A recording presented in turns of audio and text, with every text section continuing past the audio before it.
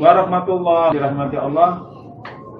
Jumpa kembali dengan saya dalam program Bincang-Bincang Ngopi bersama Gus Aam Wahid Wahab. Assalamualaikum Gus. Waalaikumsalam warahmatullahi wabarakatuh. Alhamdulillah beliau ini didampingi dengan tokoh-tokoh pimpinan KKNU, Komite Khitoh Nahdlatul Ulama 1926. Kiri saya atau kanan kiri dari Gus Aam adalah Kiai Haji Tamrin dari Jember. Assalamualaikum Gus. Kemudian sebelah kanan dari Gus Aam adalah cucu daripada Kiai Haji Wahab Hasbullah, yaitu Gus Gozi Wahid Wahab. Assalamualaikum Gus. Mirsa yang dirahmati Allah,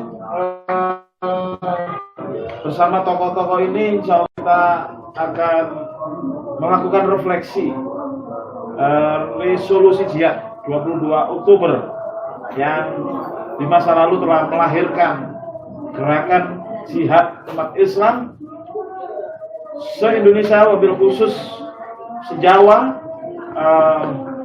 dan wabil khusus lagi yaitu di kota Surabaya, yang melahirkan apa yang disebut dengan atau kita kenal sebagai Hari Pahlawan 10 November.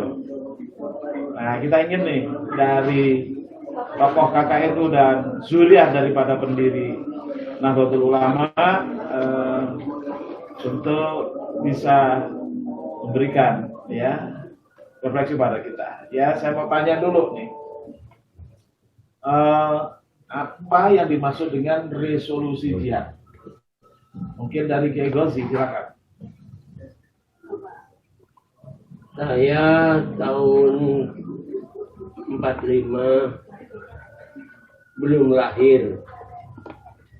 Namun saya banyak mendapat cerita dari pelaku-pelaku yang kebetulan ada yang paman saya dan terutama dari Al-Mukarram KH Wahab Hasbullah.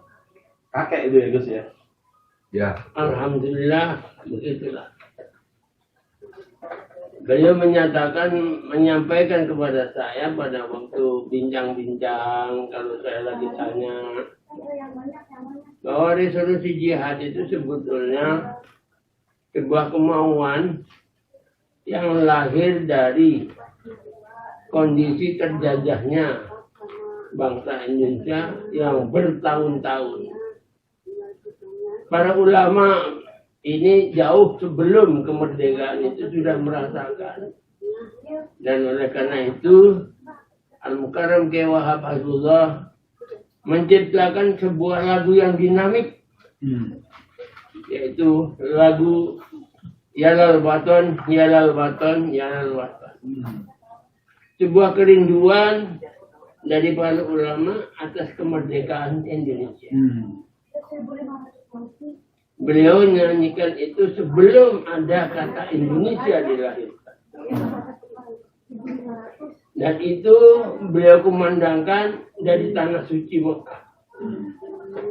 Kemudian bersama dengan kiai-kiai yang lain menghadaplah beliau kepada Kiai Hasyim Asy'ari, dan kemudian Kiai Hasyim Asy'ari setelah mendengarkan derita-derita daripada ulama-ulama, beliau dengan Bismillahirrahmanirrahim mengeluarkan pernyataan yang kemudian disebut resolusi jihad.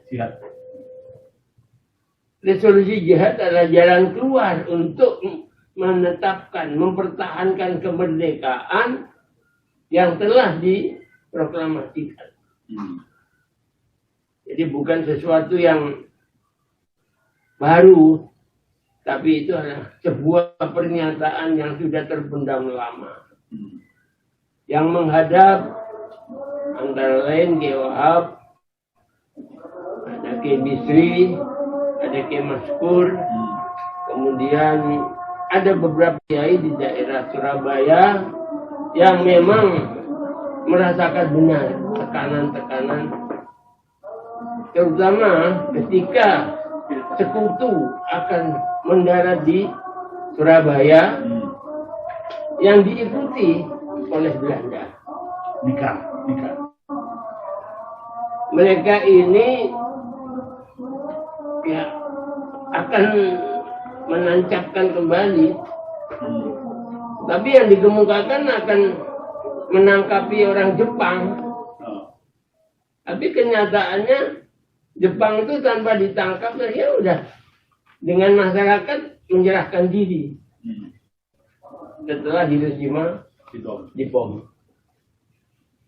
Kemudian dari kiai-kiai itu yang antara lain dari kiai-kiai dari pondok pesantren Indresmo, dari pondok pesantren sepanjang Surabaya, dan kemudian menjalar sampai ke daerah Nganjuk, ada Kiai Dahlan.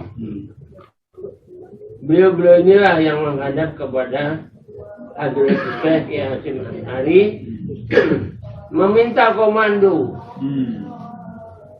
untuk mempertahankan kemerdekaan Republik Indonesia. Mendengarkan permintaan yang tulus ikhlas dari para kiai, Kiai Hasyim, yang saya dengar ceritanya sebelum menyatakan jihad, beliau sholat dulu. Setelah selesai sholat, beliau menemui kiai-kiai lagi, ayo jihad. Kalimat itulah yang kemudian dinamakan resolusi jihad. Bukan Kiai Hasyim Asy'ari yang mengatakan resolusi. Beliau hanya mengatakan ayo jihad. Ayo jihad. Jadi ada ajakan untuk berjihad ya. Betul. Itulah akhirnya pada kiai-kiai berkumpul di Surabaya mengikuti Kiai Hasyim. Ada sesuatu yang dipertanyakan. Sudah di sana kenapa tidak segera ada komando? Kata Kiai Wahab, ada satu orang yang masih ditunggu, yaitu Kiai Abbas dari pesantren Cirebon. Beliau setelah beliau ini datang, kemudian Kiai Hasyim menyatakan Bismillah. Itu di mana? Di Jombang atau di mana waktu kumpulnya itu? Pertempuran itu terjadi di Surabaya. Ya, enggak. Komando yang diberikan setelah siapa? Kiai Abbas datang tuh di Surabaya juga? Di Surabaya. Jadi setelah Kiai Hasyim itu menyatakan ayo jihad itu, langsung beliau bersama dengan para kiai langsung angkat senjata ya? angkat senjata. Nah, kenapa Kiai Abbas akan ditunggu? Karena Kiai Abbas ini senjatanya unik. Bukan pistol, bukan meriam, sebuah bumbung. Bambu. Nah, ketika bambu ini dibuka, keluarlah dari dalam bambu itu lebah. Lebah inilah yang kemudian, Ingat ya? andai kata lebah ini tidak dilepas oleh beliau, maka gerilyawan kita tidak berani, karena di depannya sudah ada meriam, ada kanon kalau zaman dulu bilangnya. Tentara Belanda itu sudah di belakang tentara Inggris. Senjata lengkap. Senjatanya sudah terarah kepada Gerilyawan. ketika ini bambu ini dibuka dan mulai menyerang mereka, takbirlah yang namanya Sutomo, seorang patriotik dari Jawa Timur yang sebelum beliau menyampaikan juga keluhannya kepada Kiai Hasyim, dia juga sudah sowan ke Tepu Ireng untuk menyatakan siap di belakang para kiai. Satu-satunya orang non pesantren yang menyatakan Allahu Akbar adalah Bung Tomo. Itu dinyatakan melalui media pengeras suara dan kemudian melalui radio Surabaya.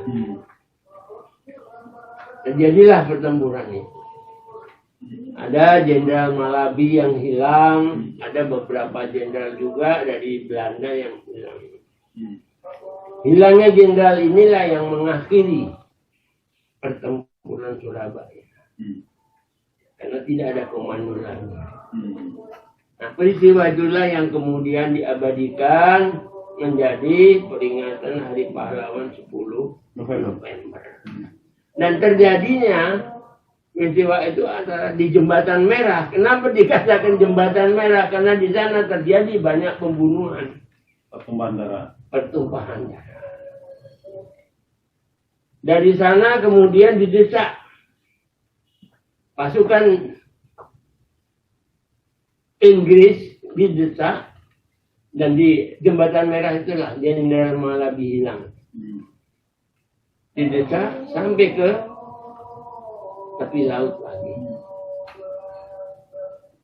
Setelah mereka naik laut, kemudian pergi dari hanya tinggal lempar kanon, beberapa di antaranya sampai di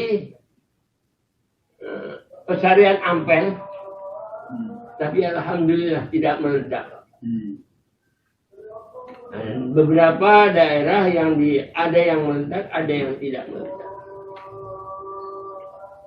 Ini disyukuri, yang saya dengarkan dari beliau itu ceritanya kemudian para gerilyawan, terutama ulama-ulama ini melanjutkan sholat. Itu dimulai jam 8 pagi sampai jam 3 sore. Belum sholat, para gerilyawan terutama ulama-ulama ini sholat di Sunan Ampel. Selesai itu beliau mundur sesuai dengan perintah Kiai Hasyim. Yang saya tidak mengerti bagaimana ceritanya. Kiai Hasyim itu pernah dipenjara. Apakah setelah itu atau sebelum itu? Tetapi beliau seorang ulama besar itu mau diberontak semuanya, Belanda itu mau dibakar penjara itu, menyambut beliau di pintu penjara. Resolusi ini sebetulnya bukan merupakan sesuatu yang istimewa bagi kiai-kiai itu. Karena sebelumnya pertempuran antara Belanda dengan kita, zaman Diponegoro, kemudian terjadi juga di daerah Madura, terjadi juga di daerah Bali.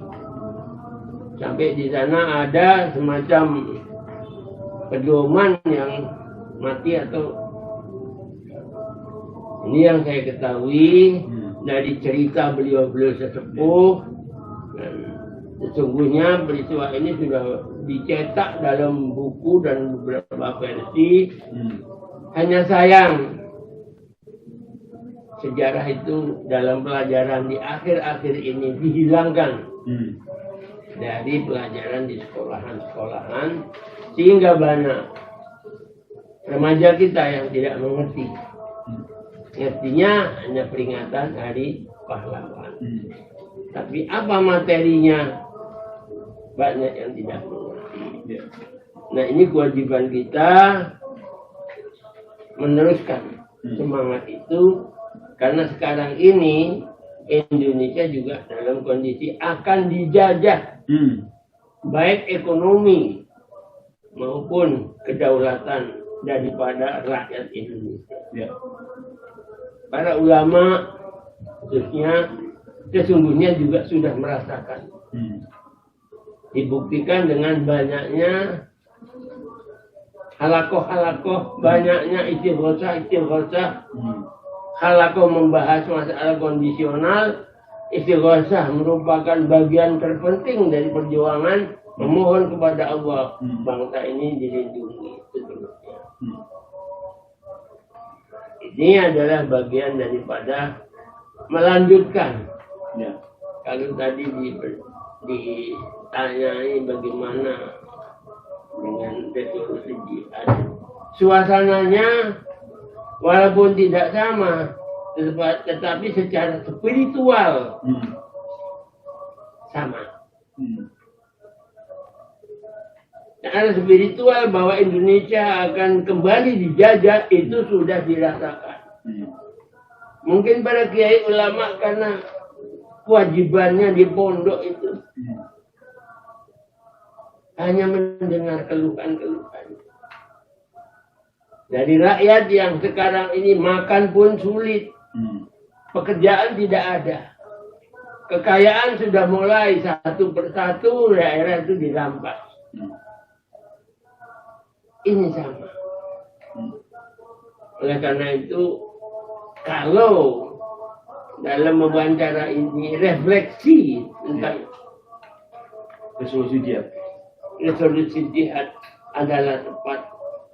Mudah-mudahan tidak terjadi revolusi fisik, tetapi pasti revolusi mental harus dilakukan. Kalau terjadi revolusi fisik, kita memohon pada alim ulama jangan ngajak perang lagi lah. Rakyat ini lapar, rakyat ini nggak bisa makan, sulit makan. Mari kita kembangkan resolusi baru dengan cara berdoa, istighosah, memohon kepada Allah. Betul-betul kita ini diselamatkan dari kezaliman siapapun juga. Dan ini insya Allah merupakan cara yang menurut saya itu lebih afdal. Kita sudah melihat korban daripada demo-demo meninggal, tersiksa. Kalau ini nih, bayangkan dengan peristiwa 10 November bersama, Belanda itu nggak peduli. Mau tua renta, mau pakai sorban, mau pakai celana pendek, hantam habis. Popor senjata yang main. Itulah gambaran, kalau mau ditanyakan gambaran tentang kondisi dulu dan direfleksikan dengan yang sekarang.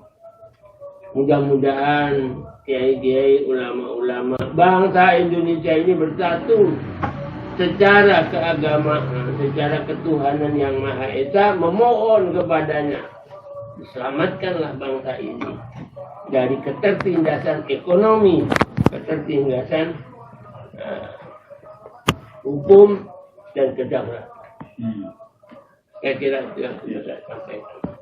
Terima kasih, Gus Gozi.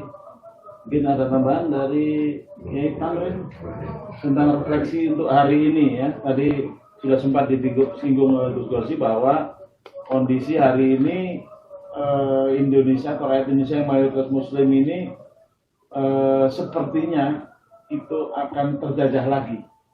Nah, apa kira-kira hikmah dari adanya resolusi jihad tanggal 22 Oktober tahun 1945 untuk hari ini? Kira-kira spiritnya bagaimana? Silakan. Terima kasih. Assalamualaikum warahmatullahi wabarakatuh. Waalaikumsalam. Saya nyambung aja apa yang disampaikan resolusi ya. Artinya resolusi jihad 22 Oktober tahun 45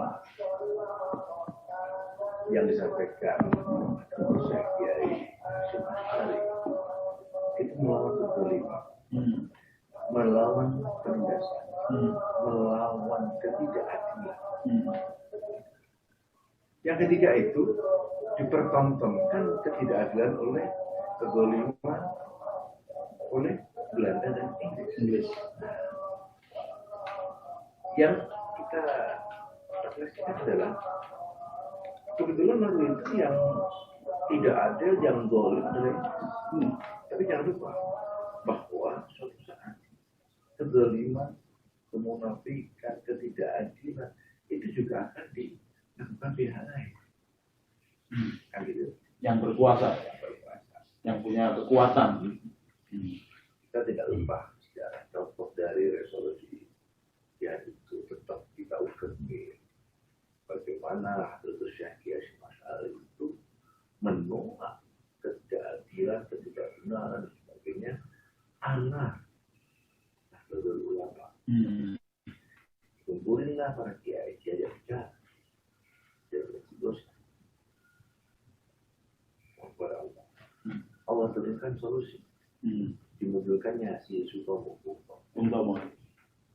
Ini ada kaitan, artinya resolusi justice yang dilakukan para ulama ketika itu dalam bentuk doa, munajat, istighosah, membuahkan hasil, di antaranya muncullah seorang pemuda. Jadi kalau boleh saya katakan, resolusi hak kiai itu mulai dulu sampai hidup itu dulu dikelola oleh Nah, hari-hari ini, bulan-bulan ini, tahun-tahun ini, masyarakat umat menghadapi ada persoalan pandemi, ada persoalan COVID ya, ada persoalan negara kita itu bukan tertinggi itu, tembus 6.000 triliun. Krisis ekonomi. Ya. Itu ujung-ujungnya inflasi akan naik. Kalau udah gitu siapa yang paling merasakan ini adalah hilir dari kedua? Nah ini sudah mulai itu. Ditambah lagi dengan arogansi pihak-pihak tertentu yang ingin memaksakan kehendak melalui jalur politik, melalui jalur macam-macam. Ditambah lagi adanya investor asing yang amburadul. Saya katakan amburadul karena divisi timuran saya aneh ya, ada tenaga asing masuk ke Indonesia bebas visa karena sudah diurus oleh siapa. Sementara pengangguran yang dialami oleh Indonesia bertumbuh dampak akibat pandemi. Nah, kemudian belum lagi petani di desa susah cari pupuk. Nah ini bertubi-tubi ini, apakah ini merupakan ketidakadilan, kezaliman yang dulu pernah terjadi ketika resolusi itu? Secara berulang ya. Secara berulang. Pengakuannya beda. Ya. Kalau dulu Inggris plus Belanda, sekarang orang lain. Tetapi substansinya juga sama. Adanya ketidakadilan, kezaliman. Nah ini berpulang kepada pemerintah dan rakyat, termasuk rakyat, termasuk umat, termasuk para kiai, para ulama, para asatidz, dan para tokoh agama yang lain. Nah ini yang perlu. Jangan tokoh agama yang lain enak-enakan aja. Ya, bangsa ini memang mayoritas umat Muslim ya. Tetapi persoalan kebangsaan ini harus ditangani bersama. Jadi sebenarnya kalau menurut saya resolusi jihad itu jilid kedua, jilid ketiga, keempat dan seterusnya itu perlu tuh. Masih relevan dengan keadaan Betul. hari ini ya. Karena kontennya hampir sama, substansinya hampir sama. Sekian, assalamualaikum warahmatullahi wabarakatuh. Waalaikumsalam. Terakhir pada Gus Aam kita minta pesan kepada para santri, khususnya santri dari pondok-pondok pesantren Nahdlatul Ulama. Pesan dari Gus Aam sebagai Sekjen KKNU Komite Khitlaf Nahdlatul Ulama 1926 untuk para santri hari ini kira-kira apa yang harus dipersiapkan menghadapi berbagai kezaliman, penindasan, bahkan mungkin penjajahan modern ya atau new imperialisme, new kolonialisme. Apa yang harus disiapkan oleh para santri? Silakan, Gus. Baik, assalamualaikum warahmatullahi wabarakatuh. Waalaikumsalam. Yang pertama, saya ingin menyampaikan bahwa beberapa hari lalu, tanggal 7 Oktober, kita memperingati Hari Santri atau hari lahirnya Resolusi Jihad tanggal 2 Oktober tahun 1945. Yang kedua, tentu kita sebagai umat Islam dan bangsa Indonesia ini harus betul-betul menyadari, memahami bahwa situasi saat ini tidak jauh berbeda dengan pada saat tahun 1945 ini. Oleh karena itu, saya betul-betul ingin berkesan kepada khususnya umat Islam, bangsa Indonesia, terutama para santri. Ayo satukan niat kita, tekad kita, kemudian pikiran kita, tenaga kita untuk bangsa dan negara Indonesia ini. Itu dengan menyatukan tenaga kita, pikiran kita, dan kemampuan kita ini, insya Allah akan memberikan jalan keluar yang baik untuk Indonesia. Kita tidak ingin terjadi satu hal yang sudah kita alami beberapa tahun yang lalu. Mudah-mudahan Allah memberikan jalan keluar yang terbaik untuk Indonesia sehingga semua pihak bisa menerima takdir atau kekuatan dari Allah Subhanahu wa Ta'ala ini. Dan apapun yang kita lakukan, ya hanya Allah yang bisa menentukan. Kita sudah berusaha dengan segala tenaga kita, pikiran kita. Pada akhirnya Allah yang akan menentukan. Mudah-mudahan Allah Subhanahu wa Ta'ala ini betul-betul menyayangi bangsa Indonesia, ingin juga Indonesia ini menjadi negara yang betul-betul bisa memberikan perhatian yang lebih kepada rakyat, kepada umat, dan kepada bangsa ini.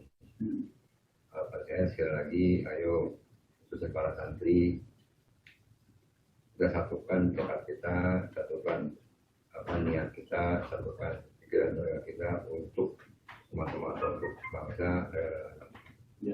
Sekali lagi, kita bersatu, dalam bersatu insya Allah Indonesia akan bangkit, akan maju bersama para ulama, para habaib, para kiai, tentu dengan tokoh-tokoh bangsa yang lainnya. Mudah-mudahan Allah akan memberikan sekali lagi memberikan jalan keluar yang terbaik untuk Indonesia dalam waktu dekat ini, dan mudah-mudahan kita semua bisa sama-sama menerima Allah yang diapai oleh Allah SWT. Saya rasa mungkin itu mudah-mudahan dengan refleksi terus dilihat 2 Oktober 1945 ini membangkitkan semangat kita, membangkitkan gairah kita, membangkitkan motivasi kita untuk terus berjuang. Mudah-mudahan KNO 1926 atau Soekarno dan 1926 ini mudah-mudahan bisa memberikan terbaik untuk bangsa dan negara ini.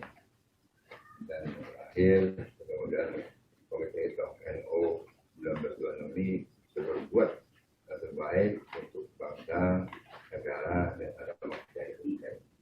Saya rasa itu. Terima kasih banyak. Terima kasih Gus Aam, juga Gus Gosi dan Gus Tamrin. Pemirsa, Ibu channel yang dirahmati Allah, demikian bincang-bincang kita, ngobrol, ngopi bersama Gus Aam yang kita topikkan kemarin tadi. Ini adalah refleksi atas resolusi jihad 22 Oktober 1945 yang kita dengar tadi. Semua kiai kita, gus-gus kita telah menyatakan bahwa para santri dan kita semua umat Islam wajib untuk bersiap diri mengamalkan resolusi jihad ini dalam suasana keadaan sekarang yang kita terancam akan terjajah kembali, dan karena perbuatan orang-orang yang zalim, maka rakyat Indonesia ini adalah terancam menjadi teraniaya. Maka kita harus melawan dengan spirit jihad dalam segala bentuknya. Mudah-mudahan Allah SWT melindungi kita semua. Amin. Terima kasih. Wassalamualaikum warahmatullahi wabarakatuh. Waalaikumsalam.